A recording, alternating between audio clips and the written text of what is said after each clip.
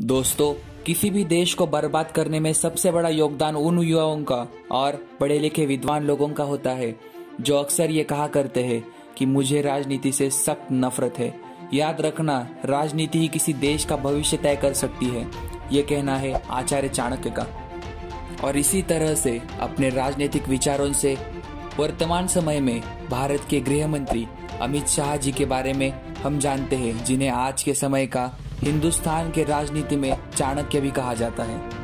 और इसी तरह के विचारों से भारत के राजनीति का रुख बदलने वाले भारत के गृह मंत्री अमित शाह जी के बायोग्राफी के बारे में हम जानते हैं, जिन्हें आज के भारत के राजनीति में चाणक्य भी कहा जाता है। दोस्तों, भारत के गृह मंत्री अमित शाह भारतीय जनता पार्टी से ताल्लुक रखते हैं और वे इस पार्टी के अध्यक्ष के तौर पर भी काम कर चुके हैं। शाह जी के दम पर ही बीजेपी ने कई ऐसे राज्यों में भी चुनाव जीते हैं जहां पर इस पार्टी की पकड़ बिल्कुल मजबूत नहीं थी।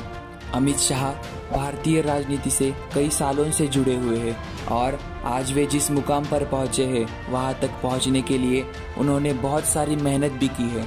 अब बात करें अमित शाह जी के शुरुआती जीवन के बारे में, तो महाराष्ट्र राज्य में एक गुजराती परिवार में जन्मे 52 वर्ष शाह का जन्म 1964 में हुआ था।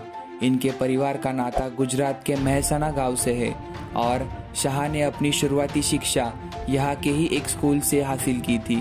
शाह जी का एक विज्ञान के छात्र थे और इन्होंने CU शाह साइंस कॉलेज से विज्ञान के विषय में डिग्री भी प्राप्त की थी।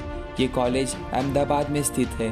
अमित शाह जी के परिवार के बारे में बात करें तो इस महान राजनेता के पिता का नाम अनिल चंद्र शाह बताया जाता है और उनका अपना एक व्यापार हुआ करता था। उनकी मां का नाम कुसुम्बा था। अब बात करें अमित शाह जी के पॉलिटिकल करियर के बारे में, तो अमित शाह जी ने कॉलेज के दिनों से ही राजनीति में आने का फैसला कर लिया था और साल 1983 में ही वे अखिल भारतीय विद्यार्थी परिषद से जुड़ गए थे।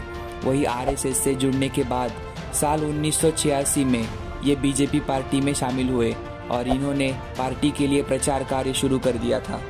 अमित शाह जी को साल 1997 में पार्टी की ओर से विधानसभा चुनाव लड़ने के लिए टिकट दिया गया था, जिसके बाद इन्होंने गुजरात की सरखेज विधानसभा से चुनाव तक लड़ा था और इन्हें इस चुनाव में जीत हासिल हुई थी। और साल 2002 में जब गुजरात विधानसभा में बीजेपी पार्टी को जीत हासिल हुई तो पार्टी ने अमित शाह जी को कई सारे मंत्री पदों की जिम्मेदारी दे दी। जिस वक्त शाह को ये मंत्री पद दिए गए थे उस वक्त भारत के प्रधानमंत्री नरेंद्र मोदी जी इस राज्य के मुख्यमंत्री हुआ करते थे। इतना ही नहीं, साल 2000 में शाह की नियुक्ति अहमदाबाद जिला सहकारी बैंक के अध्यक्ष के तौर पर भी की गई थी। और इसी तरह से एक ही राज्य से ताल्लुक रखने वाले अमित शाह और नरेंद्र मोदी जी एक दूसरे को लंबे समय से जानते थे। वही साल 2014 में हुए लोकसभा चुनाव में शाह जी ने अपनी पार्टी को और मोदी जी के लिए प्रचार का कार्य किया था और इन चुनावों में अपनी पार्टी को शानदार जीत भी दिलवाई थी। इसके अलावा इन्होंने पार्टी के अन्य नेताओं के लिए भी प्रचार कार्य शुरू किया था। साल 1991 में हुए लोकसभा चुनाव के दौरान इन्होंने लालकृष्ण आडवाणी जी के लिए भी चुनाव जीतने की राजनीतिक तैयारी की थी। अमित शाह जी ने लोकसभा चुनाव में अपनी पार्टी को विजयी बनाने के लिए कड़ी मेहनत की थी। वही उसी साल यानी कि 2014 में इन्हें पार्टी के अध्यक्ष के तौर पर भी जिम्मेदारी दी गई थी, जिसके बाद इनकी अध्यक्षता में पार्टी ने कई राज्यों में चुनाव जीते और साल 2016 में एक बार फिर से उन्हें इसी पद के लिए चुना गया। परंतु 2019 में लोकसभा चुनाव जीतने के बाद मोदी सरकार के नए कैबिनेट मिनिस्टर में अमित शाह जी को गृह राज्य मंत्री भी बनाया गया है। अमित शाह जी ने गृह मंत्री का पद ग्रहण करते ही सबसे पहले जम्मू कश्मीर का आतंकवाद खत्म करने की ठान ली थी, जो कि देश के सामने की सबसे बड़ी समस्या बन चुकी थी।